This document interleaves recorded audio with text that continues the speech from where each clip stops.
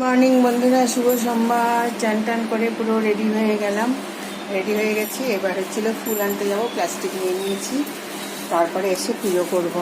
তো চলো ফুল নিয়ে আসি। চলে এসেছি, এই দেখো নীলকণ্ঠ ফুলগুলো অনেক হয়েছে কিন্তু খুব মশা।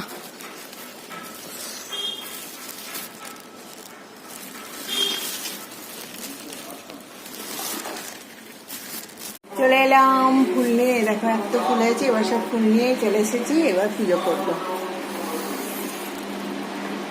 ফুল জোগাড় করে নিয়েছি, দেখো রেডি করে নিয়েছি। দেখো আজকে কত ফুলে, দেখো সব ফুল, এত ফুল হয়েছে।